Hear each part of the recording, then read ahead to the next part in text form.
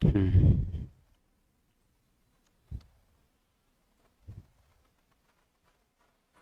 जय हिंद प्यारे बच्चों, कैसे आप सभी। उम्मीद करते हैं कि आप लोग सब अच्छे से होंगे और मन लगाकर पढ़ाई कर रहे होंगे।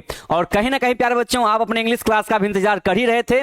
यहां मेरे प्यारे बच्चों आपका इंतजार खत्म होता है। हम दीपक शर्मा एक बार तहे दिल से सारे प्यारे बच्चों का बहुत बहुत स्वागत करते हैं आपके अपने प्यारे से प्लेटफॉर्म पे, टारगेट बोर्ड पे। तो प्यारे बच्चों जल्दी से आप लोग क्लास में जुड़ जाइए और जहां तक हो सके एकदम अच्छे मन से प्यारे बच्चों आज के इस लाइव सेशन को जहां तक हो सके भाई आप लोग शेयर जरूर से कर दीजिएगा, ताकि और भी बच्चों तक ये क्लास पहुंच पाए। ठीक है, ताकि उनको भी, उन सारे बच्चों को जो इस साल एग्जाम देने वाले हैं 2025 के साल में, तो भाई उनको अभी से ही अंग्रेजी की तैयारी करनी शुरू कर देनी चाहिए। तो भाई उन तक जब तक क्लास पहुंचेगी नहीं तब तक वो तैयारी शुरू कैसे कर पाएंगे।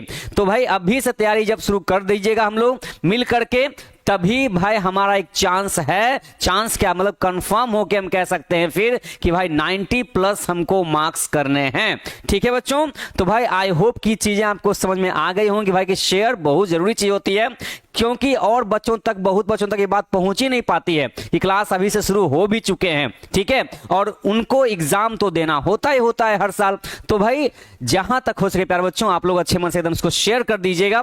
और बच्चों आज के क्लास में हम लोग वापस प्रोज सेक्शन पे आ चुके हैं और प्रोज सेक्शन में चैप्टर नंबर 1 जिस तरह से आपका डील हो गया था बच्चों, उसी ढंग से हम लोग चैप्टर नंबर 2 को भी सीखने वाले हैं। और चैप्टर 2 का जो हेडिंग है आप लोग जानते ही पहले से हैं कि वो भारत इज माय होम है।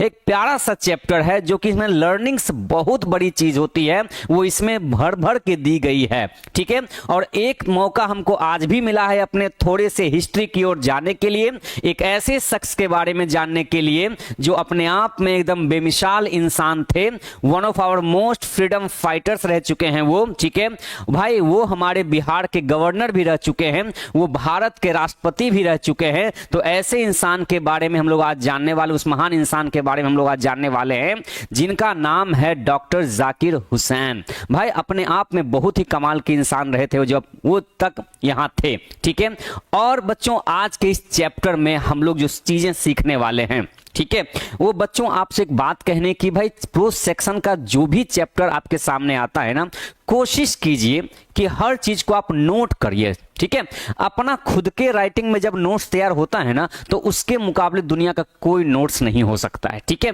चाहे हम आपको कितना भी नोट्स प्रोवाइड कर दें, जब तक आप खुद से उसमें नहीं लगेंगे, जब तक आप खुद से तैयारी नहीं करेंगे ना, तो सारे नोट्स समझे कि वो आपके सामने फेल होता रहेगा। ठीक है बच्चों, तो आई होप कि आप बातें समझ में आपको आ रही होंगी। तो बच्चों स्टार्ट करते हैं आपके अपने प्यारे से चैप्टर को। ठीक है, भारत इज माय होम, ये लाइन अपने आप में बहुत बड़ी चीज कह दिया है। प्यारे बच्चों एक बार सबको प्यारा सा गुड मॉर्निंग। भाई क्लास सर आपके बच्चे का इस बार इंग्लिश में कितना मार्क्स आया है? सबके ओवरऑल बहुत अच्छे अच्छे मार्क्स आए हैं, 90 प्लस में ही सबके आए हैं। एक बच्चे का मार्क्स 93 आया है। ठीक है, और ऑलमोस्ट सबके 88, 89, 90, 91, 92, 93 यही ढंग से सबके मार्क्स हैं। तो भाई इस बात की बहुत खुशी मिलती है कि बच्चों का पहले से मार्क्स बहुत ज्यादा ऊपर उठता जा रहा है। ठीक है बच्चों, तो देखिए मार्क्स का क्या होता है ना कि हम लोग अपने तरफ से पूरा एफर्ट लगा देते हैं पढ़ाने के लिए। ठीक है, अब बच्चे जो कुछ होते हैं वो बहुत बेहतरीन लिख के चले आते हैं, उनको मार्क्स मिल जाते हैं। लेकिन हम ये समझते हैं कि अगर 2 मार्क्स ऊपर नीचे अगर बच्चों का आ जाता है तो उसके लिए हम घबराते नहीं, कभी कभी नहीं। और बच्चों को भी कहते हैं कि देखिए मार्क्स बहुत अच्छी चीज है, लाना चाहिए, हौसला अफजाई होता है। लेकिन अगर आपका 1-2 मार्क्स अगर ऊपर नीचे आ जाता है मार्क्स एग्जाम में अगर, तो उसके चलते घबराने वाली बात बिल्कुल नहीं होती है। जिंदगी अभी इतनी छोटी नहीं, जिंदगी बहुत बड़ी है, अभी और भी एग्जाम देने होंगे।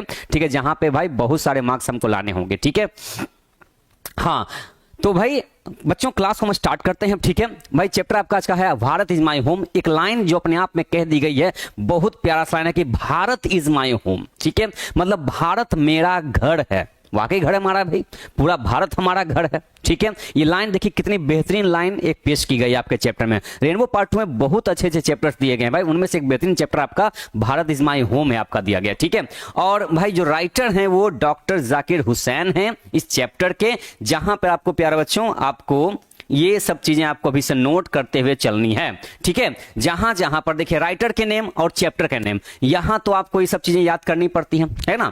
हालांकि वो चीजें हैं एग्जाम में, यहां से सीधा इसका लिंकअप होता है, इंपॉर्टेंट क्वेश्चन होते हैं, वीवीआई क्वेश्चन होते हैं कि हर चैप्टर के जो राइटर होते हैं उनके नाम को तो आपको याद करना ही पड़ता है, ठीक है। तो भाई भारत इज माई होम के जो राइटर हैं उनका नाम है डॉक्टर जाकिर हुसैन, ठीक है। अब बच्चों अभी आप सामने चैप्टर को बच्चों पढ़ रहे हैं आपके सामने में, अब आप नोट करते चलिएगा, जहां जहां आपको हम वीवीआई का टिक आउट लगाएंगे वहां वहां पर आपको, ठीक है, वहां वहां पर आपको क्या करना है, नोट करते हुए प्यारे बच्चों चलना है, ठीक है ना। चलिए भाई देखिए डॉक्टर जाकिर हुसैन के बारे में बच्चों पहले कुछ पर्सनल डिटेल्स जानेंगे, ठीक है। पहले राइटर डिटेल्स जान लेंगे क्योंकि हर बार यहां से भी क्वेश्चन आपको आने ही आने होंगे, ठीक है। इसमें कोई डाउट मत रखिएगा कि हाँ के चैप्टर के जो राइटर होते हैं उनसे क्वेश्चन नहीं आएगा, बिल्कुल ऐसा मत सोचिएगा, क्वेश्चन आना ही आना है, ठीक है। तो बच्चों पहला फोकस हमारा क्या है, डॉक्टर जाकिर हुसैन साहब के पर्सनल डिटेल्स के। अब इसमें आप बताते हैं कहां से क्वेश्चन पूछता है और कौन कौन से क्वेश्चन इसमें नहीं पूछे जाते हैं, ठीक है। ये भी हमको ध्यान रखना है कि कौन कौन से क्वेश्चन नहीं भी पूछे जाते हैं, पूछे जाते हैं वो ध्यान रखना है, नहीं पूछे जाते हैं वो भी हमको थोड़ा बहुत ध्यान रख लेना है। देखिए बच्चों समझिएगा ध्यान से, देखिए तो पर्सनल डिटेल्स सबसे पहले बच्चों इनका क्या है, इनका जन्मदिन है, ठीक है। इनका बॉर्न मतलब DOB डेट ऑफ बर्थ इनका क्या है, ये तो बिल्कुल लिख दिया गया है किताब में कि 18 फरवरी 1897 को, ठीक है। 18 फरवरी 1897 को इनका जन्म हुआ है, ठीक है। ये इनका DOB हो गया। अब क्वेश्चन यहां से तो खैर पूछा जा सकता है, इसमें कोई डाउट नहीं है, ठीक है। और बच्चों जो डेथ इनकी हुई है, इनकी जी मृत्यु हुई है इनकी, वो 3 मई को 1969 को हुई है। तो सबसे पहले तो हमारा यही होता है कि भाई सबसे पहले राइटर का DOB और DOD ये हमको सबसे पहले याद कर लेना होता है, ठीक है ना। अब बच्चों ये समझिएगा, हालांकि चैप्टर फिनिश होते होते जैसे हमने आपको पहला चैप्टर का हमने आपको ट्रिक बताया था कि राइटर के DOB और राइटर के DOD डेट ऑफ बर्थ और डेट ऑफ डेथ जन्मदिन और मृत्यु का दिन, वो हमने आपको ट्रिक से याद करा दिया था, ठीक है। तो वैसे ही चैप्टर के एंड होते होते आपको हम ये ट्रिक हम दे देंगे, ठीक है ना। अब बच्चों समझिएगा, देखिए तो DOB इनका हो गया, इनका डेथ हो गया, ठीक है। आगे बच्चों बढ़ते हैं, नेशनलिटी मतलब इनका जो राष्ट्रीयता था वो भाई कौन से कंट्री का था, तो चूंकि इंडियन है भाई, इंडिया से बिलोंग करते हैं, इनका भाई राष्ट्रीयता क्या होगा, इंडियन कहलाएंगे ये, है ना। तो नेशनलिटी जो है, जो राष्ट्रीय है वो क्या है, वो इनका इंडियन, एक भारतवासी है, ठीक है। आगे बच्चों इनका बर्थ प्लेस मतलब जन्म स्थान इनका कहां पर है, ये तो ये हैदराबाद से बिलोंग करते हैं, कहां से, हैदराबादी है ये, ठीक है ना। इंडिया में हैदराबाद जगह है, वहां से ये बिलोंग करते हैं, ओके। चलिए अब बच्चों आगे बढ़ते हैं, स्पाउस नेम, प्यारे बच्चों ये समझिएगा इस चीज को, देखिए राष्ट्रीयता हो गया इंडियन, भारतीय हैं, हैदराबाद से बिलोंग करते हैं। इनके स्पाउस नेम मतलब इनकी वाइफ का नाम, कहीं पर भी स्पाउस लिखा रहे समझ जाइए वाइफ का नाम वहां पर पूछा जा रहा है, ठीक है। वाइफ का नाम, बेटर हाफ, पत्नी, अर्धांगिनी, ठीक है। तो इनकी पत्नी का नाम शाहजहां बेगम था, ठीक है। अब आप कहेंगे सर बुक में तो ये सब चीजें दी हुई नहीं है, हमने जहां तक रेनबो पार्ट 2 बुक आप देखे होंगे तो उस चैप्टर में राइटर डिटेल्स में अगर आपने शुरुआत में पढ़ा होगा तो वहां पर इनकी पत्नी का नाम तो मेंशन किया हुआ नहीं है, हाँ बिल्कुल मेंशन किया हुआ नहीं है, ठीक है बच्चों। और एग्जाम में आज तक कभी ये क्वेश्चन एग्जाम में नहीं पूछा गया है और ना ही पूछा जाएगा कि हाँ कि डॉक्टर जाकिर हुसैन साहब की वाइफ का नाम क्या था, ठीक है। ये सब क्वेश्चन एग्जाम में नहीं पूछा क्योंकि बुक में ये सब चीजें मेंशन की हुई नहीं है। तो जो चीजें बुक में मेंशन की हुई होती हैं वहां से क्वेश्चन भाई पूछा ही जाता है, और जो बुक में मेंशन किया हुआ नहीं होता है वहां से क्वेश्चन नहीं पूछा जाता है। अभी तक तो ऐसा नहीं पूछा गया है, ठीक है। तो बच्चों ध्यान रखिएगा, इनकी पत्नी का नाम शाहजहां बेगम थी, ठीक है। अप्रोक्स 1915 में इनके साथ इन्होंने शादी किया था, ठीक है। और इनके 2 बच्चियां थी, ठीक है बच्चों याद रखिएगा। डॉक्टर जाकिर हुसैन साहब की 2 बेटियां ही थी, बेटे नहीं थे, सिर्फ चिल्ड्रन में 2 बेटियां थी, 2 डॉटर्स। ये भी आपसे एग्जाम में क्वेश्चन नहीं पूछा जाने वाला, बस ये पर्सनल डिटेल्स है, थोड़ा बहुत जानकारी बस आपको दिया जा रहा है, बस आप उसको नोट कर सकते हैं, ये कर सकते हैं, ठीक है। ये क्वेश्चन एग्जाम में आपसे नहीं पूछा जाएगा कि डॉक्टर जाकिर हुसैन साहब की कितनी बेटियां थी, ठीक है, और उनकी पत्नी का नाम क्या था, शादी कब हुई थी, ये सब चीजें पूछी जाने वाली नहीं है, ठीक है। तो इस बात से आप बेफिक्र हो जाइए कि ये सब हमको याद रखना पड़ेगा। बस चैप्टर है, राइटर डिटेल्स हैं, थोड़ा बहुत हमको जानने का मौका मिल रहा है। ये बच्चों याद रखिएगा, ये प्रोफेशन, इनका पेशा क्या था, ये एक इकोनॉमिस्ट थे, ये क्या थे, ये इकोनॉमिस्ट थे, ये इकोनॉमिस्ट। अब इकोनॉमी से वर्ड बना है इकोनॉमिस्ट, मतलब इसको आप कह सकते हैं, है ना, जिसे धन का विज्ञान होता है ना, धन का विज्ञान, अब उस विज्ञान को पढ़ने वाले तो इकोनॉमिस्ट कहलाएंगे। इकोनॉमी है मतलब धन दौलत, ठीक है। तो धन का विज्ञान इकोनॉमी कहलाता है। तो वैसे ही कहा जाए भाई अर्थशास्त्री इनको कह सकते हैं आप, अर्थशास्त्री कह सकते हैं इनको। तो वैसे धन के विज्ञान को पढ़ने वाले क्या कहलाएंगे, इकोनॉमिस्ट कहलाएंगे। उनको अपनी भाषा में हम लोग कहते हैं क्या, अर्थशास्त्री कहलाते हैं। ठीक है, तो इनका ये प्रोफेशन था। तो आई होप कि बच्चों ये सब चीजें सिंपल सी हैं, पर्सनल डिटेल हैं राइटर के बारे में जो हमको जाननी चाहिए। और जानने का मतलब यहां पर यह है कि कुछ बातें एग्जाम में पूछी जाती हैं, कुछ बातें एग्जाम में पूछी जाती नहीं है, बिल्कुल नहीं पूछी जाती हैं। जैसे आपको मेनली इसमें क्या याद रखना है, इनका पर्सनल डिटेल में क्या क्या, जन्मदिन, इनका डेथ कब हुआ था, ठीक है, उसके बाद ये भारतीय हैं, बिल्कुल है, ठीक है, बर्थ प्लेस कहां है भाई, तो ये हैदराबाद, भाई ये क्वेश्चन आपका है, जरूरी चीज है। लेकिन इनके कितने बच्चे थे, लड़का था कि लड़की थे, ये सब नहीं, क्वेश्चन नहीं पूछा जाएगा। पत्नी का नाम क्या था, ये तक आज तक एग्जाम में नहीं पूछा गया, इस बार भी नहीं पूछा जाएगा। उसके बाद इनका याद रखिए भाई कि क्या थे ये, तो ये एक इकोनॉमिस्ट थे बच्चों, ये याद रखिएगा, ठीक है।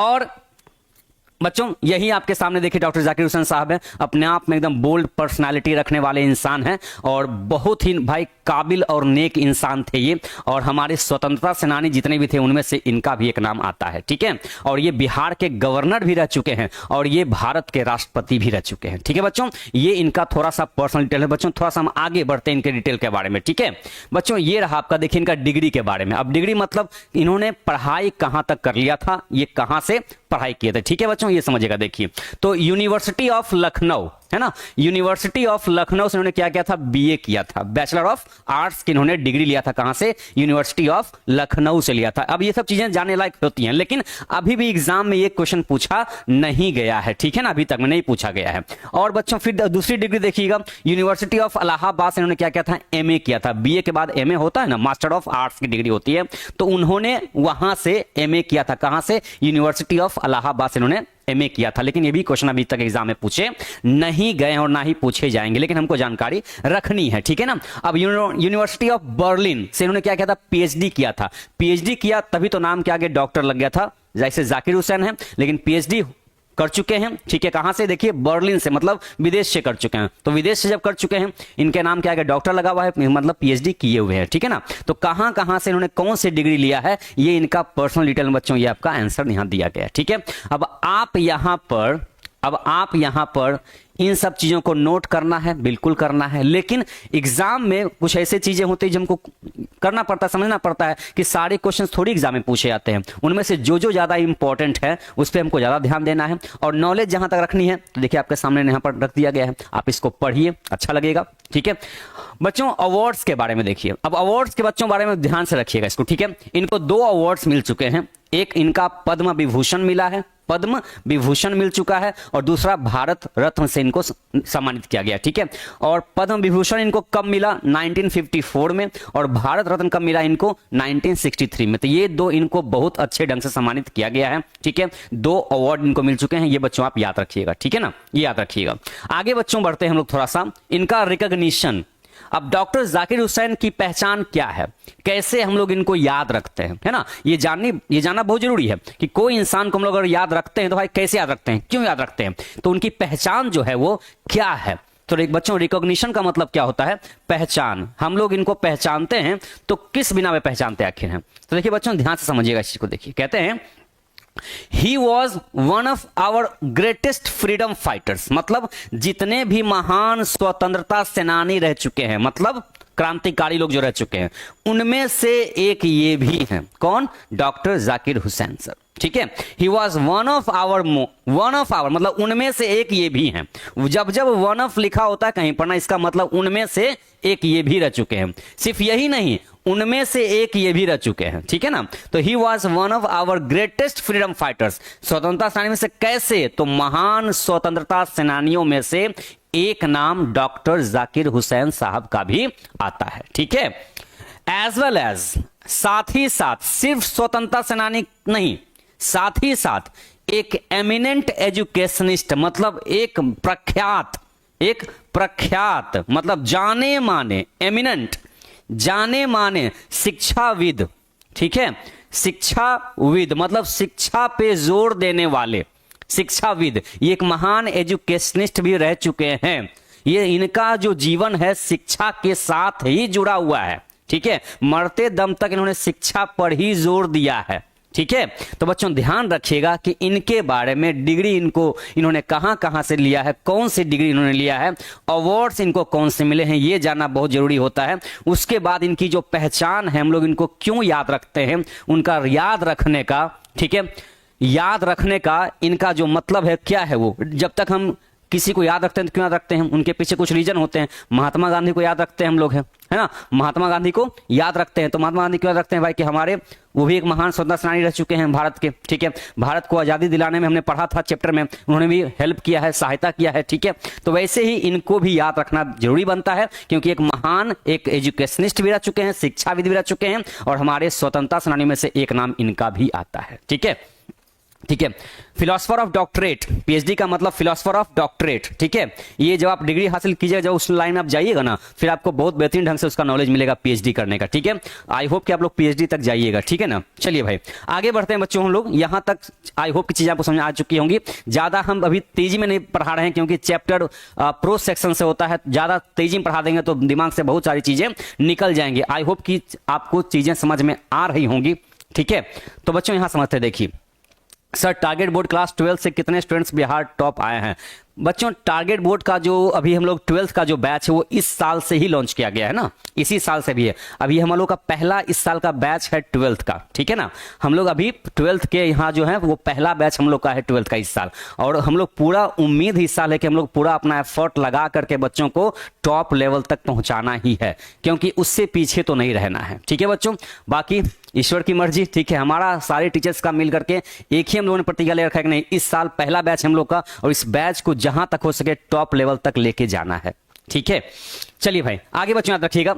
बच्चों डीओबी डीओडी नेशनलिटी भारतीय है, ठीक है। बर्थ प्लेस हैदराबाद है, पत्नी का नाम शाहजहां बेगम है, 2 इनकी लड़कियां हैं, 2 डॉटर्स इनकी रह चुकी हैं, और ये एक इकोनॉमिस्ट हैं, ये एक अर्थशास्त्री है, ठीक है।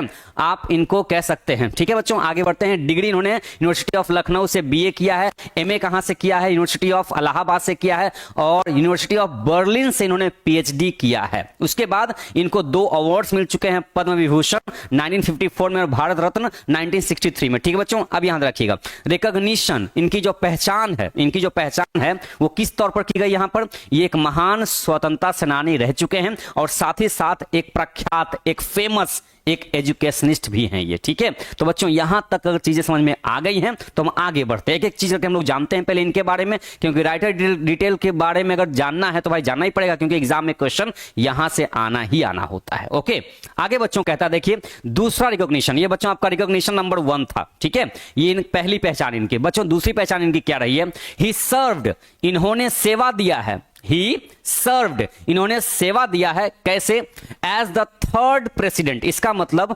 पहले राष्ट्रपति हमारे जो डॉक्टर राजेंद्र प्रसाद रह चुके हैं, दूसरे हमारे जो राष्ट्रपति हैं वो डॉक्टर सर्वपल्ली राधाकृष्णन साहब रह चुके हैं, और तीसरे जो राष्ट्रपति हमारे रह चुके हैं स्वतंत्र भारत के, वो कौन रह चुके हैं, तो भाई वो डॉक्टर जाकिर हुसैन साहब रह चुके हैं। इनकी पहचान इनके रूप में भी है, किस रूप में है, तो 3rd प्रेसिडेंट, मतलब तीसरे राष्ट्रपति के पद इन्होंने भाई इनको रखा गया था, ठीक है ना। 3rd president of India from 13 मई 1967। बच्चों याद रखिएगा, ये क्वेश्चन आपको याद रखना पड़ेगा, यहां से आपका ये वीवीआई पॉइंट आपका हो गया, ठीक है। राष्ट्रपति पद पर जब ये आए थे तो कब से इन्होंने काम किया था, तो 13 मई 1967 से ये जो राष्ट्रपति का इन्होंने जो कार्यभार संभाला, ठीक है, उससे लेकर के अनटिल हिज डेथ, मतलब जब तक मौत नहीं हुई, ठीक है। ये 5 साल राष्ट्रपति के पद पर नहीं रह पाए थे, बीच में ही इनकी डेथ हो गई थी। तो बच्चों ध्यान रखिएगा 13 मई 1967 में इन्होंने कार्यभार संभाला, ठीक है। और कब तक काम करते रहे एज अ प्रेसिडेंट के तौर पे, तो 3 मई 1969 को, ठीक है। 3 मई 1969 तक ये राष्ट्रपति के पद पर रहे थे। देखिए बताइए कितना हो गया, 67 से 69, ऐसे तो 5 साल के होते हैं, लेकिन 67 से 69 मतलब 2 साल ही है ना भाई, 2 से 2.5 साल मुश्किल से रहे, बीच में इनकी डेथ हो गई थी, ठीक है ना। तो ये 5 साल पूरा राष्ट्रपति के पद पर नहीं रह पाए थे। अब देखिए ईश्वर की मर्जी के आगे कौन टिक सकता है कि नहीं है।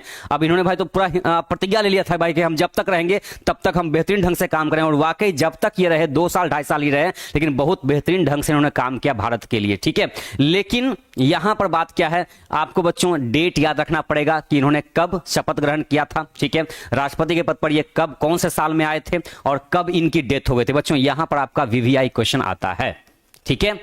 इनकी डेथ कब हुई और इन्होंने राष्ट्रपति के पद पर ये कब आए थे। चलिए बच्चों आगे बढ़ते हैं। देखिए यहां पर यहां बच्चों दो वर्ड आपके सामने यूज किया गया है, एक आपका वर्ड यूज किया गया प्रिसीडेड बाय, दूसरा सक्सीडेड बाय। बच्चों ध्यान रखिएगा, प्रिसीडेड बाय का मतलब कि राष्ट्रपति के पद पर ये तीसरे राष्ट्रपति थे डॉक्टर जाकिर हुसैन साहब, तो इनसे पहले भी कोई रहे होंगे, इनके बाद भी कोई रहे होंगे, तो ये भी बच्चों थोड़ा सा डिटेल यहां पर दिया गया है, ठीक है, थोड़ा सा देख लीजिए एक बार। तो डॉक्टर जाकिर हुसैन साहब के राष्ट्रपति बनने से पहले मतलब दूसरे राष्ट्रपति के पद पे कौन थे, यहां बोला गया प्रेसिडेंट मतलब से पहले, है ना, से पहले डॉक्टर जाकिर हुसैन साहब के राष्ट्रपति बनने से पहले, देखिए प्री मतलब पहले, तो प्रेसिडेंट बाय का मतलब उससे पहले कौन थे, तो याद रखिएगा डॉक्टर सर्वपल्ली राधाकृष्णन। बच्चों आपको याद आ रहा होगा ना कि we celebrate teachers day on the name of, we celebrate teachers day, you know teachers day, शिक्षक दिवस हम लोग मनाते हैं, किनके नाम पे मनाते हैं, यही तो हैं हमारे डॉक्टर सर्वपल्ली राधाकृष्णन साहब, जिनके जन्मदिन पे हम लोग क्या मनाते हैं, शिक्षक दिवस मनाते हैं, ठीक है ना। तो बच्चों याद रखिएगा डॉक्टर सर्वपल्ली राधाकृष्णन हमारे स्वतंत्र भारत के ये दूसरे राष्ट्रपति थे। देखिए कब से कब तक संभालते थे, देखिए 1962 से 1967 तक में, ठीक है, ये देखिए 5 साल पूरा का पूरा रहे थे, देखिए, ठीक है ना। तो 1962 से 1967 तक ये डॉक्टर जाकिर हुसैन साहब से पहले जो राष्ट्रपति थे, जो प्रेसिडेंट थे, वो डॉक्टर सर्वपल्ली राधाकृष्णन थे। और बच्चों यहां दिया गया है ना के बाद, यहां पर बोला गया के बाद, तो जब इनकी बीच में डेथ हो गई, यहां पर देखिए 67 में राष्ट्रपति बने, 2 साल में इनकी डेथ हो गई, 2 से 2.5 साल में इनकी डेथ हो गई। तो जब यहां पर इनकी डेथ हो गई तो इनके बाद कोई ना कोई तो राष्ट्रपति आखिर बनेंगे ना, तो इनके बाद जो राष्ट्रपति बने वो कौन बने थे, देखिए बच्चों ध्यान रखिएगा, वराहगिरी वेंकटा गिरी, इनको हम लोग जानते हैं वीवी गिरी के नाम पे, ठीक है, वीवी गिरी, इनका शॉर्ट नाम बच्चों लोग जानते हैं वीवी गिरी, ठीक है। नाम देखिए क्या है, वराहगिरी वेंकटा गिरी, लेकिन हम इनको जानते थे, हम लोग इतिहास में पढ़े इनके बारे में, तो वीवी गिरी के नाम से ये जाने जाते हैं मेनली, ठीक है। तो ये देखिए 24 अगस्त से 1969 से 24 अगस्त 1974 से ये राष्ट्रपति पद पे थे। देखिए इनकी डेथ, डॉक्टर जाकिर हुसैन साहब की डेथ कब हुई, 3 मई 1969 को, ठीक है ना, 3 मई 1969 को डेथ हो गई। अब 1969 में इन्होंने कार्यभार संभाल लिया चौथे राष्ट्रपति के पद पे, ठीक है ना, कौन, वीवी गिरी साहब। देखिए कब, मई में डेथ हो गई, अगस्त में इन्होंने कार्यभार संभाल लिया राष्ट्रपति के पद का, ठीक है। और कब तक रहे, 24 अगस्त 1974 तक ये रहे थे, ठीक है बच्चों। आगे रखिएगा, earlier he had served as 4th governor of Bihar, earlier he had served as the 4th governor of Bihar. ये देखिए बच्चों ध्यान रखिएगा, ये चौथे गवर्नर के तौर पे, ये बिहार के चौथे गवर्नर के पद पर ये कार्यभार संभाल चुके हैं, बिहार के ये चौथे गवर्नर रह चुके हैं। बच्चों ध्यान रखिएगा, अब एग्जाम में क्वेश्चन पूछता है कि राष्ट्रपति बनने से पहले ये क्या थे और क्या थे ये, तो बच्चों ये क्वेश्चन आपका यहां पर पूछा जाता है, पूछा भी गया है कि राष्ट्रपति बनने से पहले डॉक्टर जाकिर हुसैन साहब यहां पर कौन सा काम कर चुके थे ये। तो बच्चों ध्यान रखिएगा कि बिहार के ये गवर्नर रह चुके थे, और कौन से गवर्नर रह चुके थे, ये चौथे गवर्नर थे, ठीक है। देश राष्ट्रपति पे कौन थे ये तीसरे राष्ट्रपति और चौथे गवर्नर। बच्चों ये ध्यान रखिएगा। आगे बच्चों है आपका एक डिटेल थोड़ा सा, कॉज ऑफ डेथ, इनकी मृत्यु का कारण क्या था, कॉज ऑफ डेथ क्या था, मौत की कारण इनकी क्या थी, तो मौत का जिनका जो कारण था वो बच्चों वो हार्ट अटैक था, वो क्या था, हार्ट अटैक, दिल का दौरा पड़ने से इनकी मृत्यु हो गई थी, ठीक है। तो बच्चों ये रहा आपका थोड़ा सा इनका पर्सनल डिटेल, जहां से एग्जाम में क्वेश्चन पूछाते हैं बच्चों, ये ध्यान रखिएगा।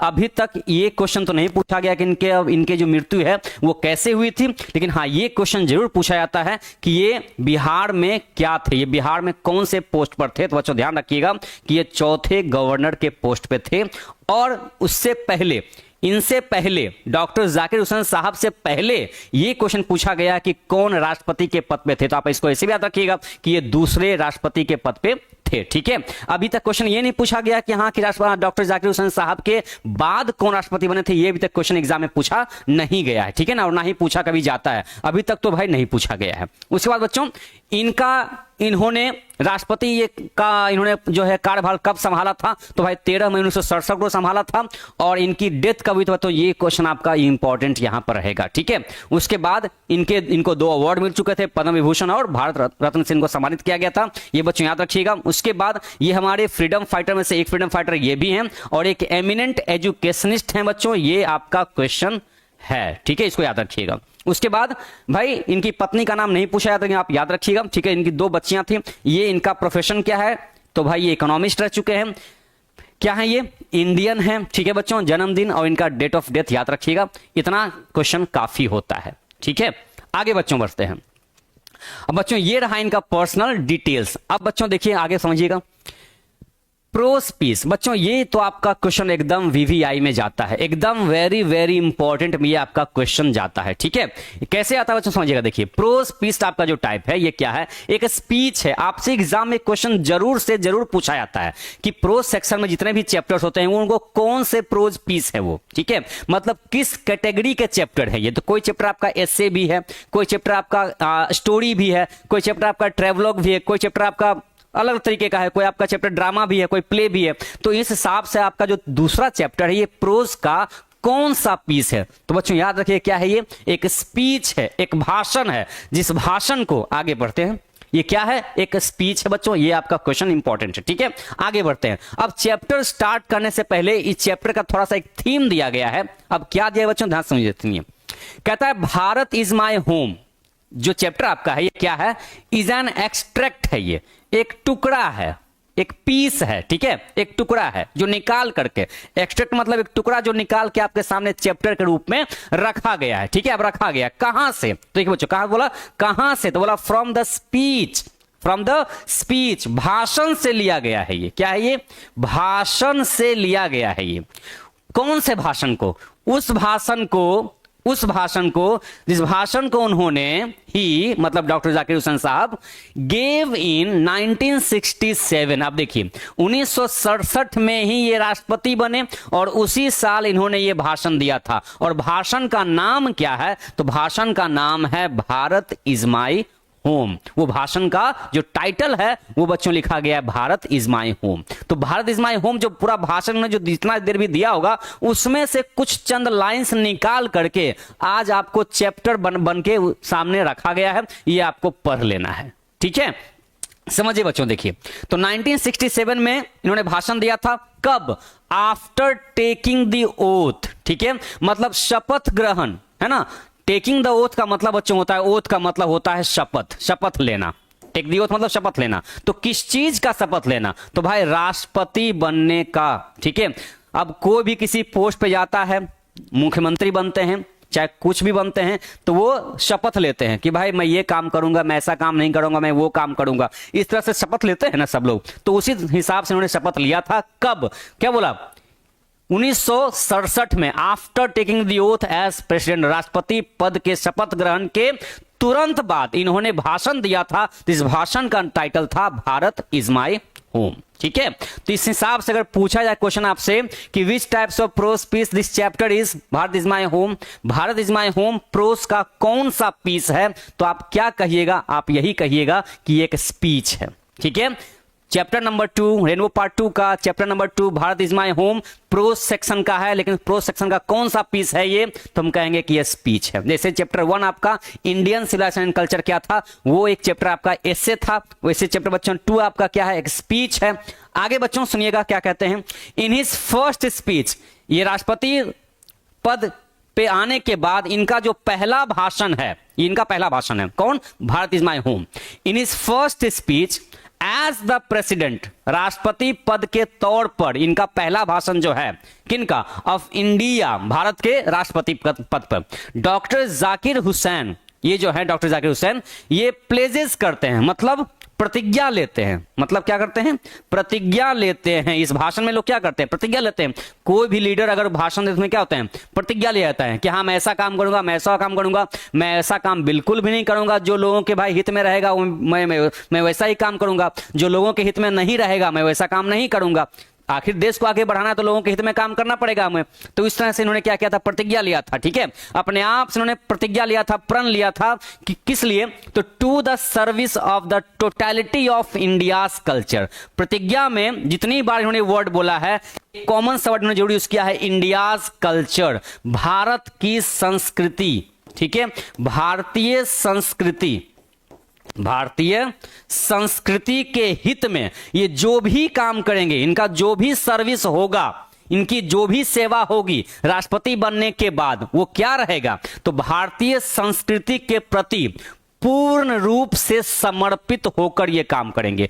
Total dedication. जैसे आप प्यारे बच्चे जितने भी आप क्लासेस करते हैं, जो भी सब्जेक्ट आप पढ़ते हैं, कैसे आप फुल डेडिकेशन के साथ पढ़ते हैं, हर क्लासेस को अटेंड करते हैं एकदम पूर्ण समर्पित होकर के, तभी बच्चे टॉप बनते हैं। तो वैसे ही जब कोई एक देश को आगे बढ़ाना होगा तो हमको टोटल डेडिकेशन के साथ ही तो अपने काम को, अपने सर्विस को देना पड़ेगा, है ना। तो ये इस बात का इन्होंने क्या किया था, प्लेज किया था, प्रतिज्ञा लिया था। कौन? डॉक्टर जाकिर हुसैन साहब। कब? 1967 में। क्या बनने के बाद? प्रेसिडेंट बनने के तुरंत बाद इन्होंने शपथ लिया था, और शपथ में इन्होंने कुछ बातें कही थी, और कितनी बातें कही थी वो हम लोग पूरे चैप्टर में पढ़ने वाले हैं।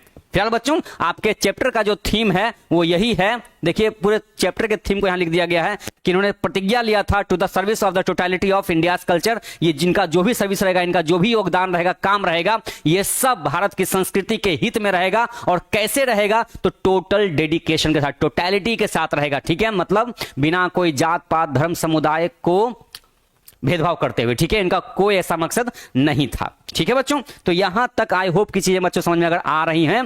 प्यारे बच्चों अगर आपको चीजें समझ में आ रही हैं प्यारे बच्चों, तो आप लोग भाई एक काम कर सकते हैं। अगर बच्चों अगर आपको क्लास समझ में अगर आ रही है तो प्यारे बच्चों आप लोग एक काम कर सकते हैं। ठीक है बच्चों, क्लास अच्छी लगी तो प्यारे बच्चों आप लोग लाइक्स जरूर से जरूर कीजिए, और उन बच्चों तक ये क्लास को जरूर से जरूर पहुंचाइए। ठीक है बच्चों, तो यहां तक अगर चीजें बच्चों समझ में आ चुकी हैं प्यारे बच्चों, तो आप लोग जल्दी से कमेंट डाउन कीजिएगा कि यस सर यहां तक हमको समझ में आ गया है। ठीक है, क्योंकि अभी हमने चैप्टर को स्टार्ट नहीं किया है, हमने भी चैप्टर के राइटर के डिटेल के बारे में जाना अच्छे से, उसके बाद हमने चैप्टर का थोड़ा सा थीम जाना, उसके प्रोस पीस कैसे थे, किस टाइप के थे, ये हम यहां पर अभी जान चुके हैं। तो अगर यहां से अगर हम आपसे क्वेश्चन पूछें अभी, तो क्या आप बता सकते हैं प्यारे बच्चों? बच्चों जल्दी सब लोग कमेंट डाउन जल्दी से कीजिएगा। चलिए भाई, अभी तक हमने जाना कुछ नहीं जाना, लेकिन हाँ हमने दो तरह की बातें जानी कि डिटेल जो होता है वो होना चाहिए, लेकिन कुछ ऐसे क्वेश्चंस हैं जो एग्जाम में कभी नहीं पूछे जाते हैं, कुछ ऐसे क्वेश्चंस एग्जाम में बहुत बार रिपीट कर लिए जाते हैं। ठीक है, चलिए बच्चों तो आगे हम बढ़े। चलिए बच्चों तो आगे हम बढ़ते हैं। ठीक है, तो बच्चों ये रहा आपका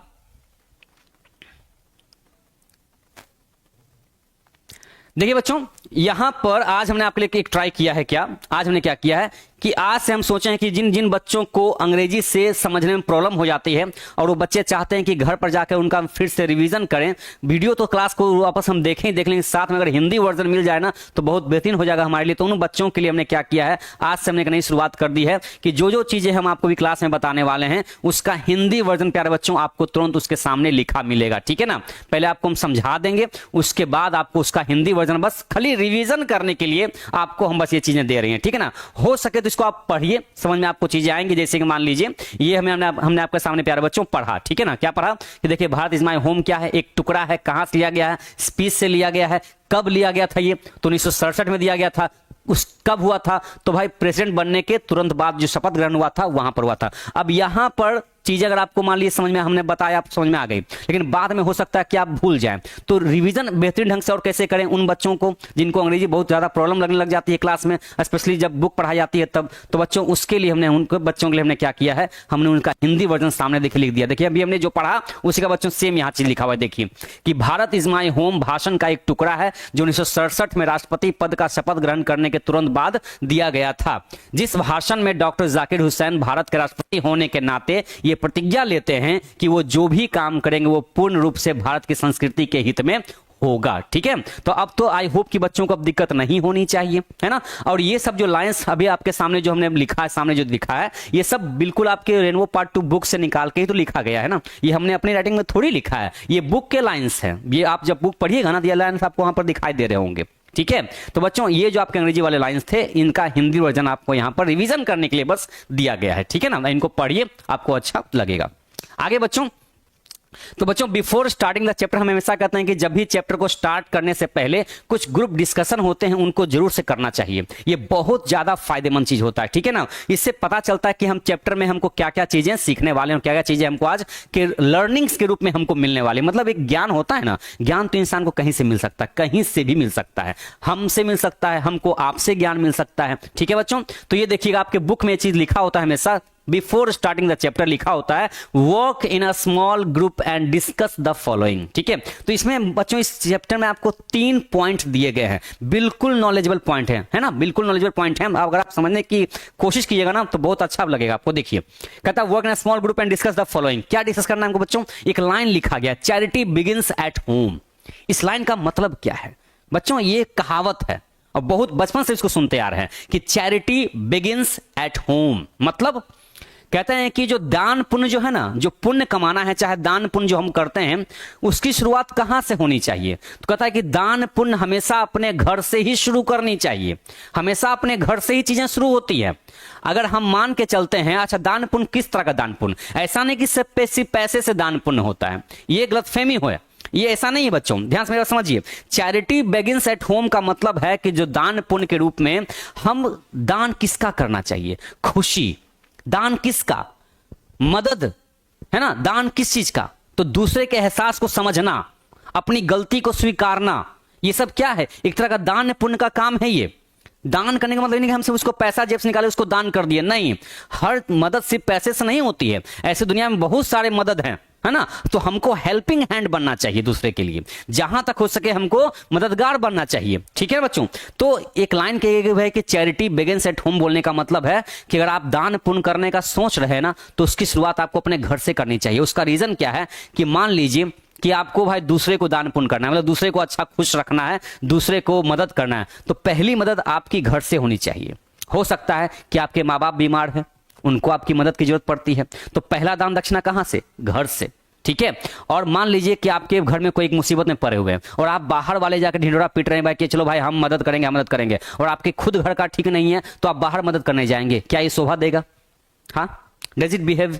नो, डजंट बिहेव यू। ये आपको शोभा देगा ही नहीं देगा ये। ठीक है, ये तो प्यारे बच्चों जैसे ही हो सके, जहां तक हो सके, चैरिटी हमेशा दान पुण्य जो करना है तो अपने आप घर से कीजिए। ठीक है, छोटे भाई बहन को पढ़ाई मदद कर रहे हैं, आप बहुत बेहतरीन दान पुण्य का काम कर रहे हैं। ठीक है, अब आपके छोटे भाई बहन को आपकी जरूरत है, ठीक है, उनका आपको नीड है, लेकिन आप बाहर जाके लोगों को बता रहे हैं, समझा रहे हैं, लेकिन अपने ही घर में छोटे भाई बहन को, ठीक है, आप अपने छोटे भाई बहन को आप क्या कर रहे हैं भाई? रुला रहे हैं, हाँ, उनको बता नहीं रहे, उनको हेल्प नहीं कर रहे हैं। क्या ये सही है?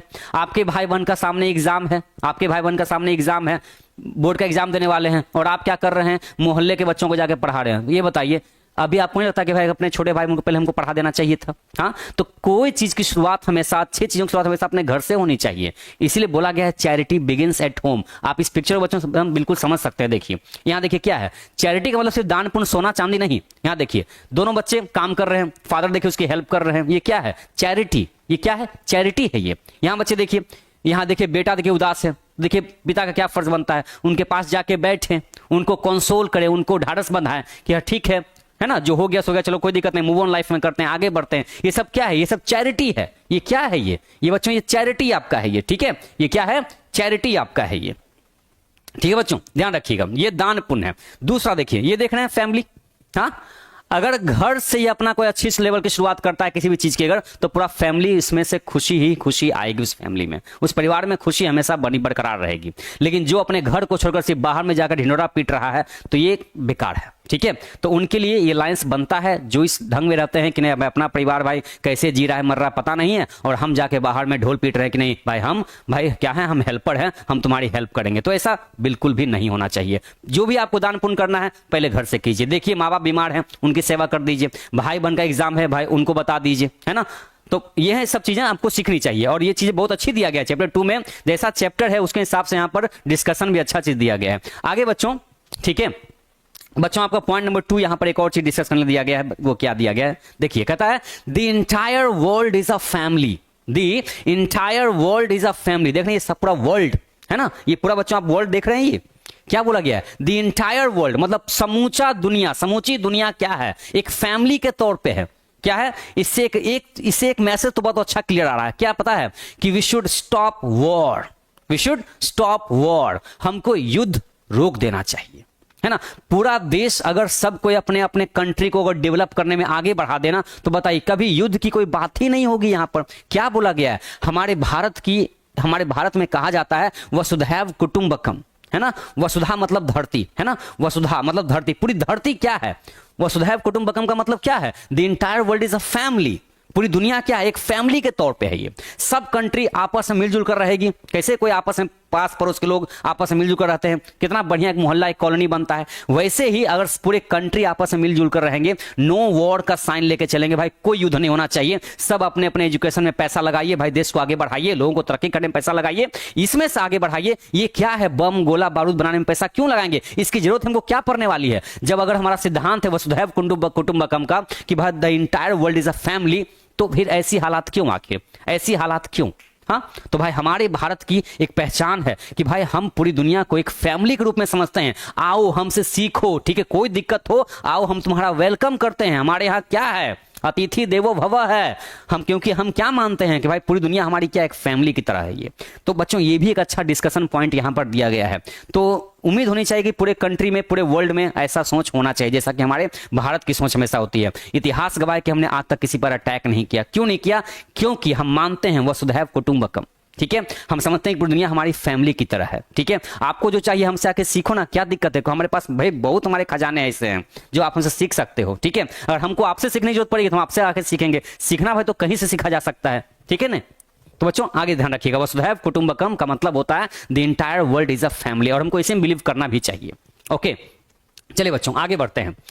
तीसरा बच्चों पॉइंट आपका डिस्कशन करने का दिया गया इस चैप्टर में, बहुत खूबसूरत पॉइंट दिया गया बच्चों, ध्यान समझिएगा इस चीज को। जो इस चीज को समझ गया ना, वाकई वो एक अच्छा इंसान बन सकता है, अभी शुरुआत उसकी हो सकती है। पहला पॉइंट क्या, चैरिटी, दान दक्षिणा कहां से करनी है, हमको घर से करनी है। ठीक है, पहले घर वाले को खुश करना है, उसके बाद बाहर वाले को खुश करना है। ठीक है ना। अब बाहर में जाके खुश कर रहे हैं, अपने घर के लोग दुखी हैं, तो क्या फायदा आपको, क्या फायदा, कोई फायदा नहीं, सब मतलब सब आपका यूजलेस होता हुआ दिखाई देगा, कुछ नहीं। दूसरा, पूरी दुनिया को क्या समझना है, अपना फैमिली के तौर पे समझना है। ठीक है ना। बाहर वाले अगर यहाँ पर हमारे यहाँ कंट्री में घूमने आते हैं तो भाई उनका बहुत बहुत वेलकम करते हैं। ठीक है ना, और उनके साथ कोई ज्यादती ना हो, इस बात का हमको ध्यान रखना चाहिए। हालांकि कुछ ऐसे होते हैं, ठीक है, कुछ ऐसे लोग होते हैं जो भाई कि बाहर वाले यहाँ पर आते हैं तो उनको भाई उनके साथ कुछ गलत व्यवहार कर लेते हैं, तो इससे हमारा क्या होगा, इससे हमारा भारत की पहचान क्या होगी, थोड़ा सा खराब होता हुआ दिखाई देगा। तो ये सब हमको नहीं करना चाहिए। बाहर वाले लोग के लिए भाई हम अतिथि देवो भव के रूप में मानते हैं। ठीक है, तो बच्चों तीसरा पॉइंट आपका क्या है, इंडिविजुअल मतलब इंसान। इंडिविजुअल मतलब बच्चों यहाँ पर इंसान दिया गया है। ठीक है, क्या दिया गया है, इंसान दिया गया है।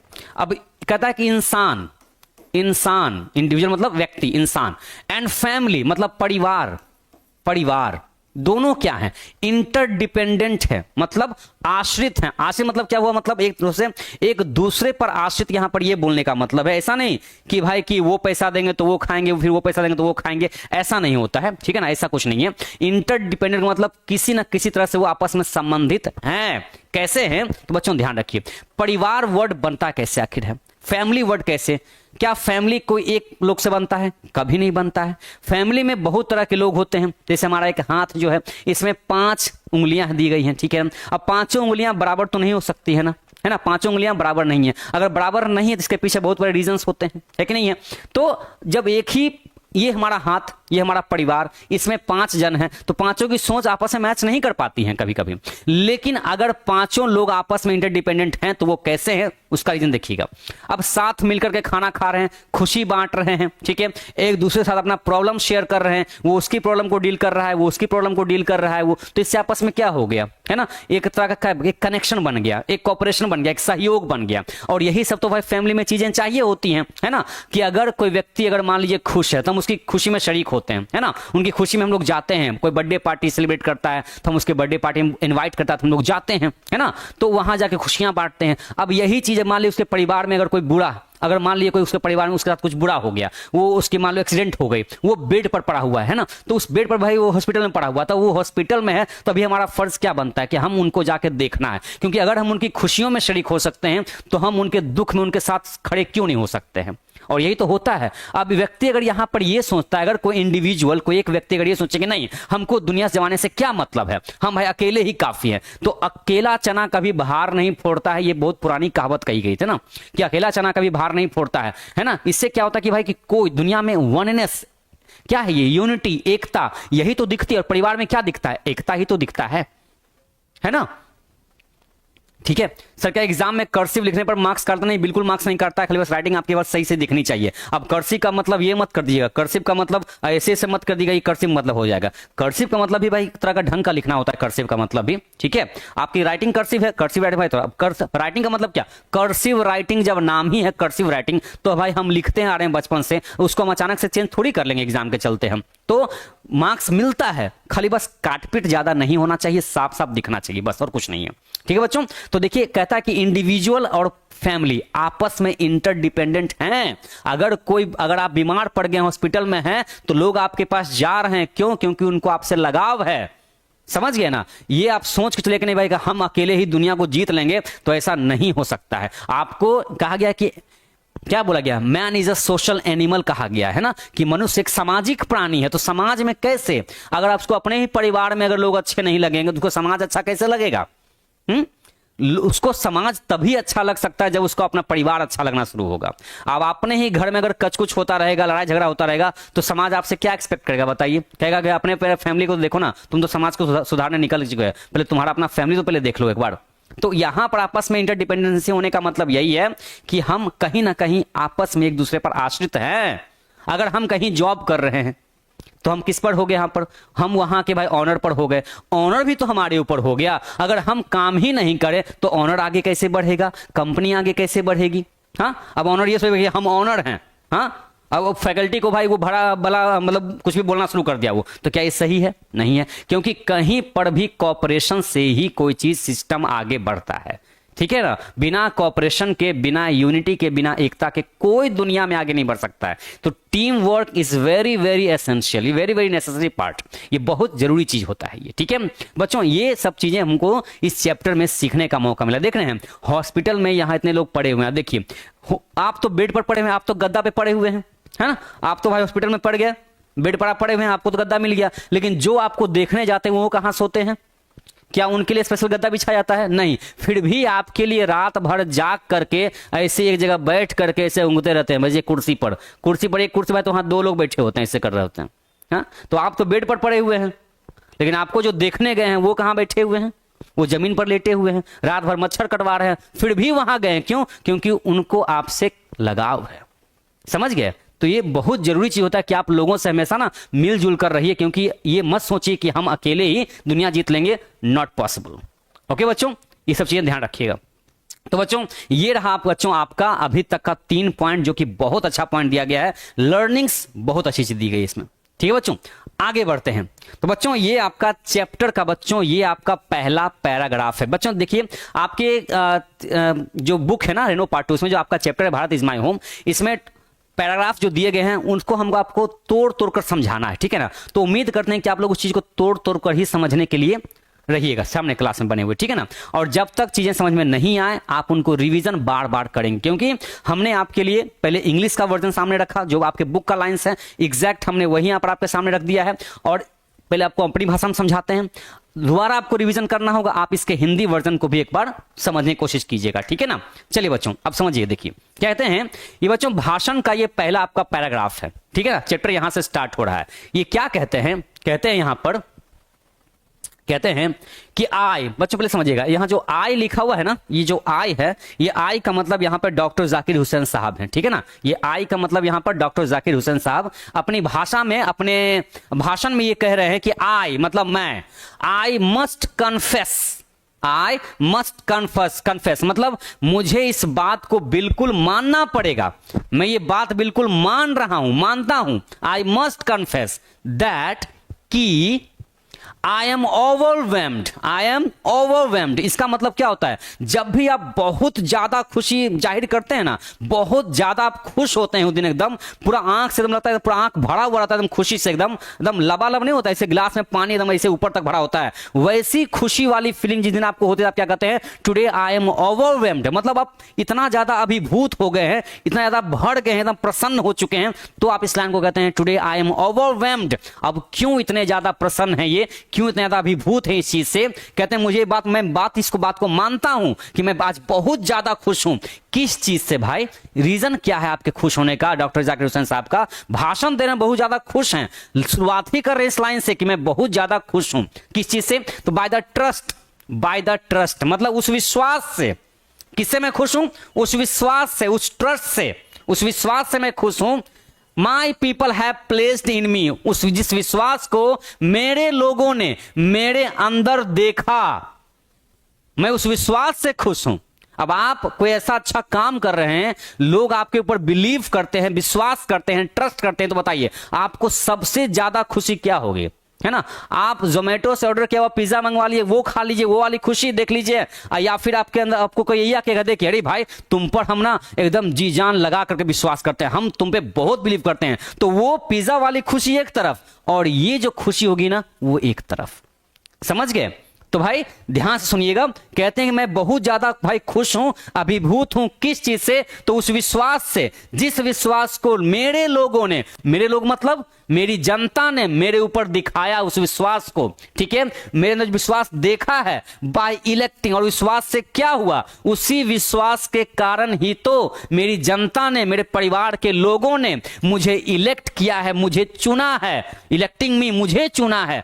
किस तौर पे भाई, किस चीज में चुना है? तो to the highest office in the land, मतलब इस जमीन की, इस भूमि का, मतलब भारत भूमि में सबसे बड़ा जो सर्वोच्च कार्यालय है, सबसे बड़ा जो ऑफिस है, हाईएस्ट ऑफिस है, उस ऑफिस को संभालने का जो कार्यभार मेरे ऊपर सौंपा है।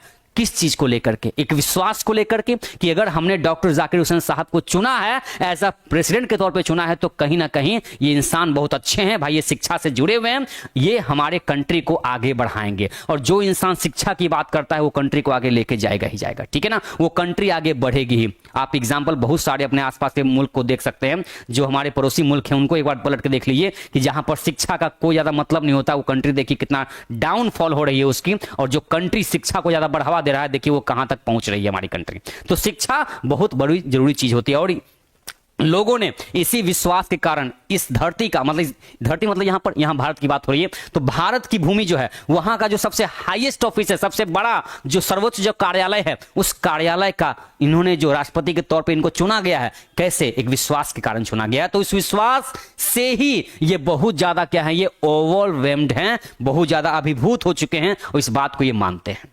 ठीक है बच्चों, ये आपका पहला पैराग्राफ का बच्चों ये आपका मतलब रहा, ठीक है। तो शुरुआत ही कर रहे हैं आई से, मतलब डॉक्टर जाकिर हुसैन खुद वो कहने के मैं बहुत ज्यादा आज खुश हूं इस बात से, ठीक है बच्चों। चलिए भाई आगे बढ़ते हैं।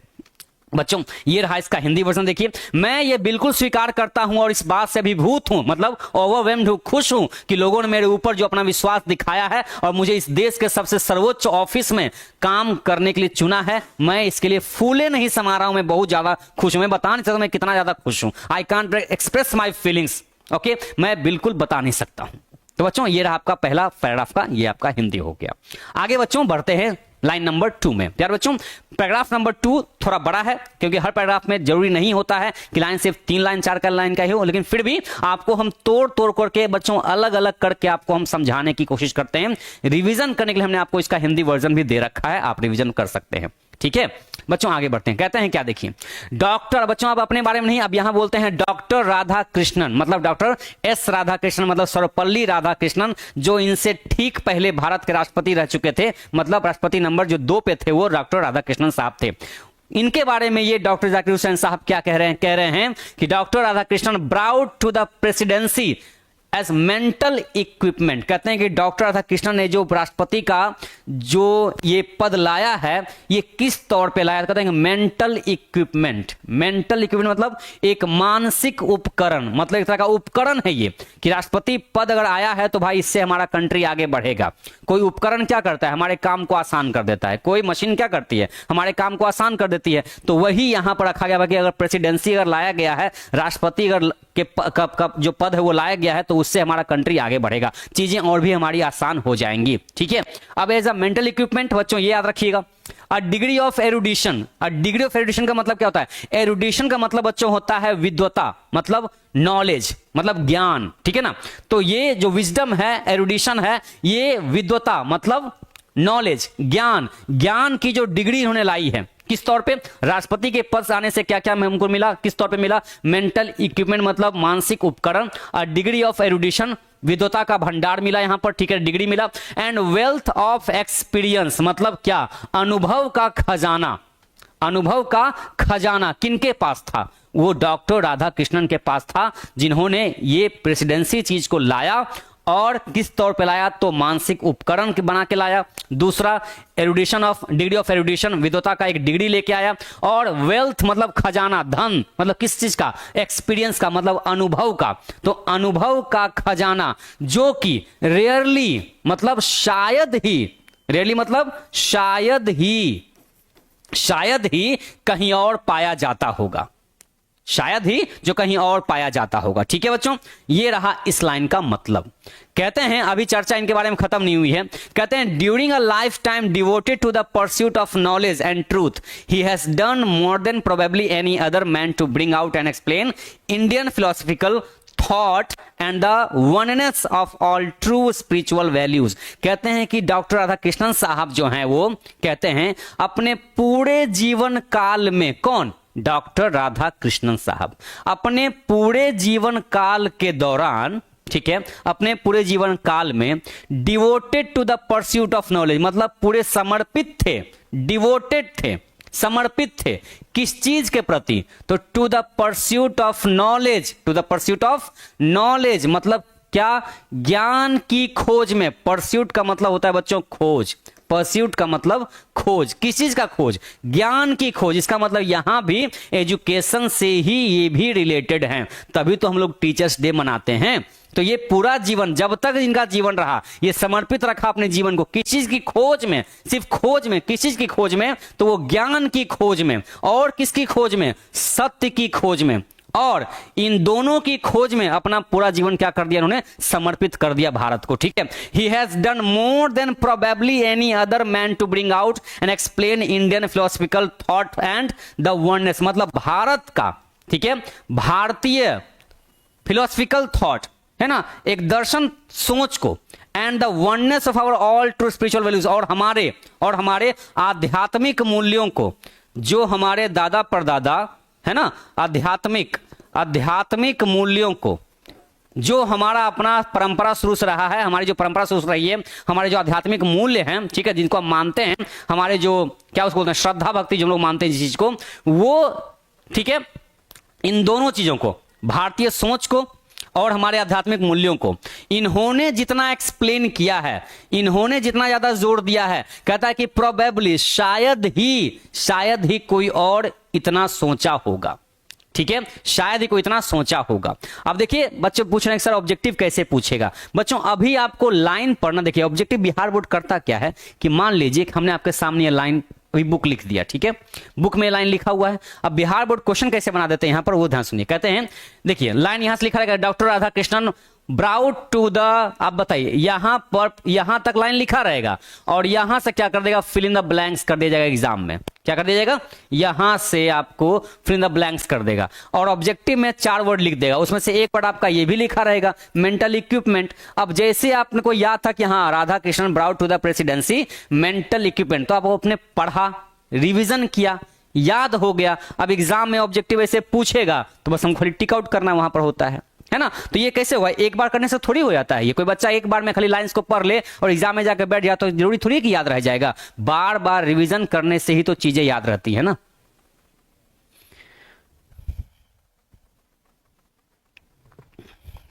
चलिए सर हम आपको 95 प्लस लाकर दिखाएंगे, वो भी नॉलेज के साथ। ये मेरा चैलेंज है। चलिए भाई बहुत बढ़िया बात है, ये बहुत बड़ी बात मेरे लिए होगी। जैसे 2 दिन से हम लोग 10th वालों जितने बच्चे थे जिन्होंने एग्जाम दिया इस बार, जिनका रिजल्ट अब कल घोषित होने वाला है, तो उनका 2 दिन से टॉपर वेरिफिकेशन चल रहा था, टॉपर्स वेरिफिकेशन चल रहा था। पटना बिहार विद्यालय परीक्षा समिति मेन ऑफिस जो है बोर्ड का, वहां पर हम लोग 7-7 घंटे खड़े थे लगातार। किसके लिए, उन्हीं बच्चों के लिए ना, उन्हीं बच्चों के लिए जिनका टॉपर्स नाम में नाम आया है, ठीक है ना। तो उन बच्चों के लिए हम लोग वहां पे खड़े थे। क्यों नहीं खड़े होंगे भाई, 7-7 घंटे लगातार खड़े रहे, कोई बैठना नहीं, लगातार खड़े, पूरी टीम हम लोग खड़े थे सबको सब।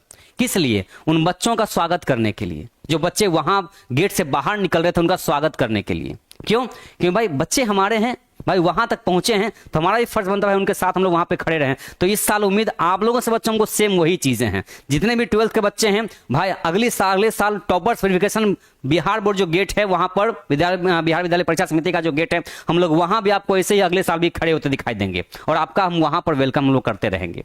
है ना। खाली बस मेहनत से मतलब हम लोग इस साल पढ़ाई करना है और वहां तक हमको पहुंचना है किसी भी तरह से। ठीक है बच्चों, हम आपका भी इंतजार वैसे ही अगले साल वहां पे करते रहेंगे पूरी टीम के साथ में। तो बच्चों ये रहा आपका, देखिए कहने का मतलब, ये बच्चों ये आपका 2 लाइन का मतलब हो गया। ठीक है, 1 मिनट क्या देखा भाई, अपने पूरे जीवन काल में समर्पित कर दिया किस चीज को, सत्य और ज्ञान के खोज में। ठीक है, और इनके जैसा शायद ही किसी व्यक्ति ने इस बात पे जोर दिया होगा, किस बात पर, हमारे भारत के आध्यात्मिक मूल्यों पर और हमारे भारत की सोच पर। ठीक है, तीसरा बच्चों लाइन जो कहा गया है डॉक्टर राधा कृष्णन के बारे में ही कहा गया है, यहां से लेकर के यहां तक जो लाइंस लिखे गए हैं ये स्पेशली आपको डॉक्टर राधा कृष्णन साहब की तारीफ में लिखे गए हैं। जो तारीफ कौन कर रहे हैं, तो डॉक्टर जाकिर हुसैन साहब कर रहे हैं अपने भाषण में। ठीक है, ये तारीफ यहां क्या कहते हैं, he has never lost his faith, he has never lost his faith. He मतलब कौन, डॉक्टर राधा कृष्णन साहब, जिन्होंने इनका विश्वास कभी डगमगाया नहीं, जिन्होंने अपने विश्वास को कभी डगमगाया नहीं। ही has never lost his faith, faith मतलब विश्वास। इन्होंने अपना विश्वास कभी डगमगाया नहीं, किस चीज में, in the essential humanity. Essential का मतलब आवश्यक, जरूरी, और ह्यूमैनिटी का मतलब होता है मानवता। ठीक है, तो इनका विश्वास कभी इस चीज में डगमगाया नहीं, किस चीज में, आवश्यक मानवता में। ठीक है, किसी भी इंसान का।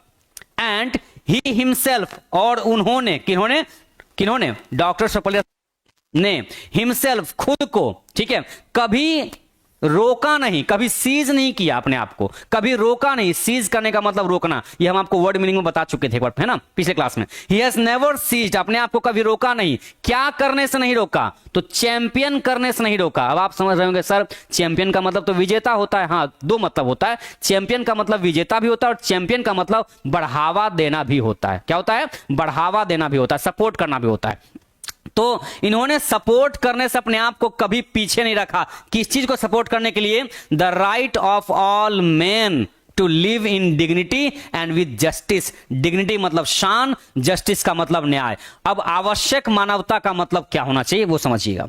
एसेंशियल ह्यूमैनिटी का मतलब, आवश्यक मानवता में 2 चीज आती हैं, एक जस्टिस के साथ जिंदगी जीना, दूसरा शान के साथ जिंदगी को जीना। और दोनों चीजें बहुत ज्यादा जरूरी हैं, दोनों चीजें। एक इंसान है, ठीक है, सबसे बड़ी बात उसको शान से चलना चाहिए। अब शान से चलने के लिए उसके साथ जब तक न्याय नहीं होगा वो शान से कैसे चलेगा। अब आपके साथ अन्याय हुआ है तो क्या आप शान से चलिएगा, नहीं चलिएगा। आप क्या सुनिए कि हमको भाई तो दवा सताया समझा जा रहा है ना।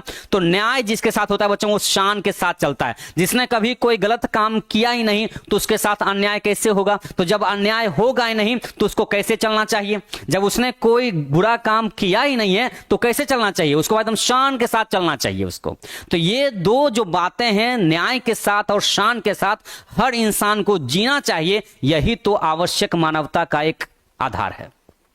मानवता मतलब क्या हो गया, हम इंसान हैं तो आपको हम इंसान समझ रहे हैं। तो अगर आप इंसान हैं तो आप हमको भी इंसान समझिए, हमको आप जानवर मत समझिए। या अगर हम इंसान हैं तो हम आपको जानवर क्यों समझेंगे। आप भी इंसान हैं, हम भी इंसान हैं, है ना। जितना शान के साथ हम चलते हैं उतना शान के साथ आप भी चलिए, या जितना आप चलते हैं उतना हमको भी चलना चाहिए। तो जहां पर इंसान का एक ग्रुप है वहां भाई एक दूसरे को भाई हेल्प करना चाहिए, इंसान समझना चाहिए। गलत और सही उसमें क्या वहां पर है, कुछ नहीं यहां पर हो। ठीक है बच्चों, तो इन्होंने कभी अपने आप को, अपने विश्वास को डगमगाया नहीं। इन्होंने एसेंशियल ह्यूमैनिटी में हमेशा बिलीव किया है कि इनके हिसाब से भाई सारे इंसान का राइट्स है, सारे इंसान का वो हक है। कैसा, वो न्याय के साथ जिए और वो शान के साथ जिए। ठीक है ना। तो इस चीज में इनका विश्वास कभी डगमगाया नहीं। वो विश्वास था कि हमारा देश इसी आधार पर जिएगा, न्याय के साथ और शान के साथ चलना सीखेगा। ठीक है, चलिए बच्चों, इस पूरे पैराग्राफ को बच्चों आपका यहां पर हिंदी वर्जन दे दिया गया है। देखिए जैसे आपको यहां पर तोड़ा गया है, यहां से यहां तक, फिर यहां से यहां तक और यहां से यहां तक, वैसे ही यहां बच्चों आपको दे दिया गया। देखिए साहब, यहां देखिए, डॉक्टर राधा कृष्णन राष्ट्रपति पद के तौर पर एक मानसिक उपकरण, विद्वता की डिग्री और अनुभव का ऐसा खजाना लेकर आए जो शायद ही कहीं और पाया जाता है। ठीक है, सत्य और ज्ञान की खोज में अपने समर्पित जीवन काल के दौरान, मतलब इन 2 चीजों की खोज में अपना जीवन को समर्पित कर दिया। है ना, सच्चे आध्यात्मिक मूल्य और भारतीय दार्शनिक विचारों को एकता में बांधने के लिए, क्योंकि अगर हमारा संस्कृति यही कहता है कि जो जो चीजें हमको शुरू से मिलते आ रही हैं उसको एकता में बांध के रखो, ठीक है ना, उसको एकता में बांध के रखो, उसको हाथ से जाने मत दो उसको, ठीक है।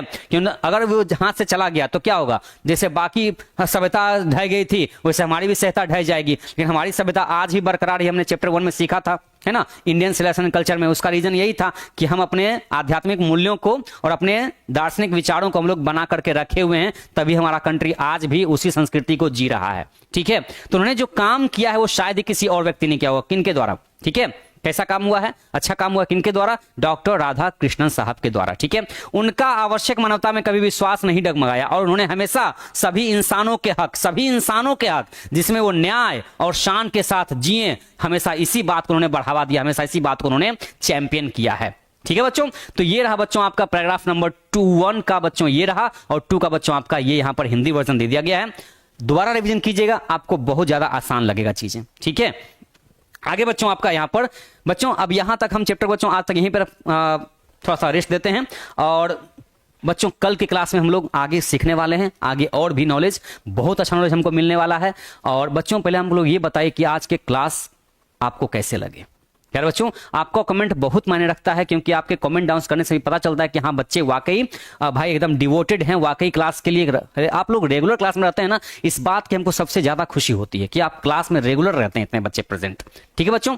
तो भाई बताइए बच्चों की क्लास आज का कैसा लगा आपका, क्या आपको चीजें समझ में आई। हमने ज्यादा डिटेल में नहीं बताया आपको, बस वही बताया जो चीजें दी गई थी, ठीक है। तो हमने आपको 2 चीजें बताया कि डिटेल्स बहुत सारे होते हैं लेकिन क्वेश्चंस हर डिटेल में से नहीं आता है। ये हम लोग का पिछला 10 साल से देखा हुआ ये सब चीजें हैं कि जो जो क्वेश्चन अभी तक पूछा गया है वो हम लोग आपको बताते हैं, जो नहीं पूछा गया हम सीधे बोलते हैं कि देखो बच्चों ये आज तक क्वेश्चन कभी पूछा नहीं गया है, ठीक है।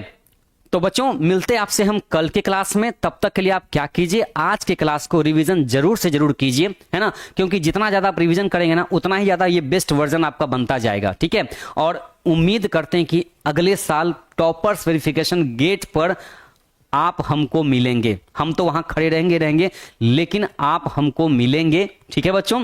और कैसे मिलेंगे, इस साल पूरा मेहनत करके ही मिलेंगे, ठीक है।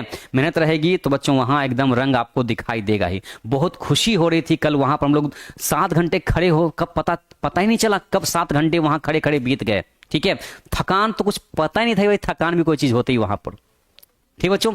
अच्छा लगता है ये सब चीजें जब हम स्टूडेंट्स के लिए कुछ करते हैं। तो बच्चों आज का बच्चों आपको क्लास यहां तक रहता है, और बच्चों ये जो चैप्टर भी फिनिश नहीं हुए हैं, ठीक है, चीजें समझने के लिए भाई थोड़ा सा वेट करना ही पड़ता है बच्चों। ये रहा आपका आज का वर्ड पावर, ठीक है। और कहे तो बच्चों की बिना वर्ड का अंग्रेजी कुछ नहीं है, अभी से आप वर्ड पे अगर आप कैप्चर करते आ रहे हैं, ठीक है, तो बहुत अच्छी बात है बच्चों। आपका वर्ड होमोफोन्स का चल रहा था ना, होमोफोन्स मतलब मिलता जुलता साउंड, है ना, मिलता जुलता साउंड वाले वर्ड थे बच्चों, ध्यान से देख लीजिएगा। देखिए बच्चों सी, 2 तरह का बच्चों सी दिया गया, एक आपका शी अलग हो गया ये, ठीक है। CSEE लिखा गया और SEABC लिखा गया है। एक सी का मतलब जानते हैं देखना होता है, और एक सी का मतलब बच्चों क्या होता है, सागर होता है, ठीक है। एक शी का मतलब बच्चों क्या होता है, वह होता है, तो आप जानते हैं कुछ ज्यादा टफ तो नहीं है, ठीक है। और बच्चों जरूरी नहीं कि हर बार वर्ड आपको टफ ही मिले, बहुत बार बच्चे आपके आसान भी हो जाते हैं, ठीक है। यहां बच्चों समझिएगा, देखिए 4 5 6 बच्चों क्या है आपका, देखिए एक साथ देखिए 4 5 6 और 7 बच्चों एक साथ ध्यान से देखिएगा, एक साथ ये देखिए। लगता है भाई कि सब मिलता जुलता है, लेकिन नहीं, साउंड से मिलता जुलता होगा, स्पेलिंग से नहीं, मीनिंग से नहीं। देखिए बच्चों ये आपका जो स्टील है, STEEL डबल ईयर बच्चों, ये इसको बोलते हैं स्टील, इसका मतलब फौलाद होता है। स्टील का बर्तन होता है ना, वही स्टील आपका यहाँ पर मेटल हो गया। एक बच्चों आपका जो स्टील है, देखिए दोनों का सेम साउंड, ये भी स्टील है, ये है ना, बड़ी की मात्रा है, तो ये दोनों का स्पेलिंग डिफरेंट है, साउंड सेम लेकिन मीनिंग भी अलग है। इस बच्चों स्टील का मतलब हो गया चुराना, कोई पूछे चुराना तो बच्चों ये वाला स्टील, ठीक है। एक बच्चों आपका वर्ड है स्टिल, देखिए इसमें दोनों का स्पेलिंग भी देखिए मैच कर गया, दोनों का साउंड भी मैच कर गया, लेकिन दोनों के जो यूज हैं वो मैच नहीं कर रहे हैं। देखिए स्टिल यहां शॉर्ट साउंड, स्टील नहीं स्टिल, ठीक है। तो यहां स्टिल का मतलब बच्चों आपका हो गया अभी भी, नहीं बोलते हैं अभी भी, वो अभी भी मुझसे बात करता है, he still talks to me, ठीक है। और एक मतलब आपका क्या हो गया, यहां देखिएगा, एक स्टिल मतलब बच्चों आपका निकला फिर भी, स्टिल यू आर गोइंग,